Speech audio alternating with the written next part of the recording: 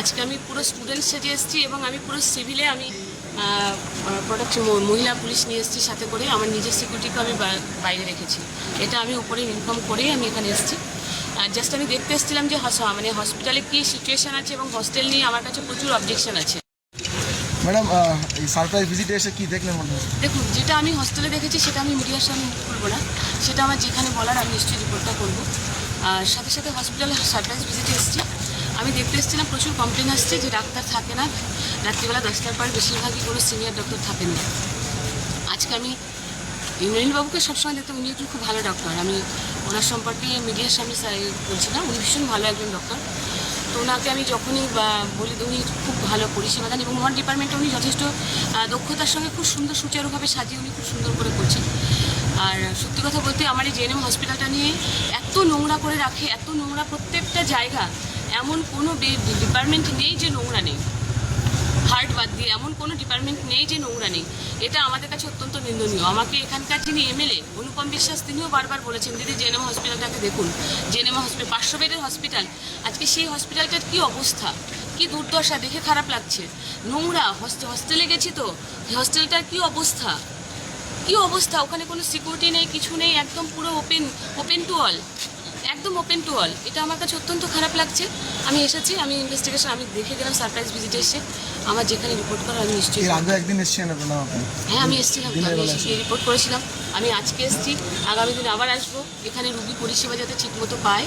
GNM হসপিটালে বিভিন্ন প্রান্ত থেকে এখানে আসে জেএনএম হসপিটালে ট্রিটমেন্টের জন্য।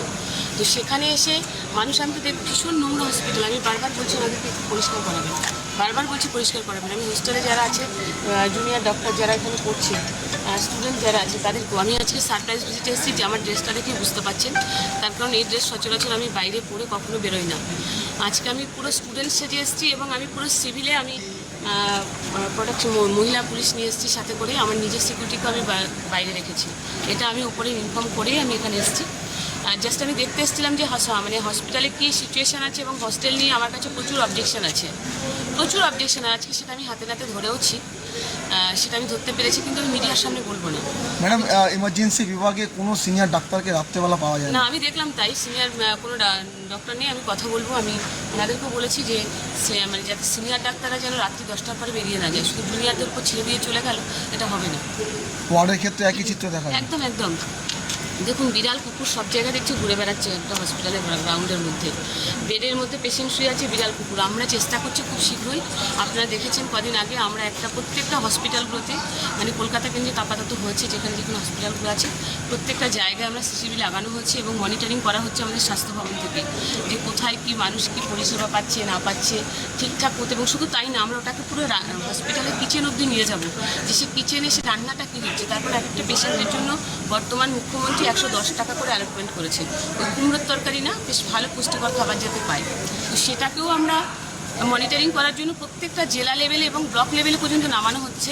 সেটা আমরা পুরো স্বাস্থ্য ভবন থেকে এগুলোকে মনিটরিং করবো যে কীভাবে কী হচ্ছে না হচ্ছে। ম্যাডাম, নাইট সেলটা থাকা সত্ত্বেও খোলা আকাশের নিচে বহু পেশেন্ট পার্টি তারা কিন্তু রাত কাটায় খুব কষ্টের সাথে, এটা কি বলবেন? এটা দেখুন, এটা আমি নিজে এসে আমি আজকে ঢুকেই দেখলাম যে অনেকে খোলা আকাশের নিচে কাটাচ্ছে। কেন কাটাচ্ছে আপনারা জানেন যে ভেতরে পরিকাঠামো ভীষণ খারাপ। দেখুন, বিগত সরকারটা, আমি কি বলবো, হেলথ ডিপার্টমেন্টের একজন মিনিস্টার হয়ে আমি সত্যি আমার নিজের খুব খারাপ লাগে। যেখানেই কাজ করতে যাচ্ছি ভীষণ মানে স্বাস্থ্য পরিকাঠামোর অবস্থা ভীষণই খারাপ, একদম শেষ করে দিয়ে গেছে, তলানিতে নামিয়ে দিয়ে গেছে। মানে সেটা নিয়ে বলার কিছু অবকাশ রাখে না। আমরা চেষ্টা করি, 2 মাস এসছি আমরা ক্ষমতায়, সরকার 2 মাস পরিবর্তনের সরকার তৈরি হয়েছে, 2 মাস 4 দিন হয়েছে। নিশ্চিন্তে থাকুন, ধীরে ধীরে সমস্ত পরিকাঠামো আমরা বদলে যাবে। Thank you.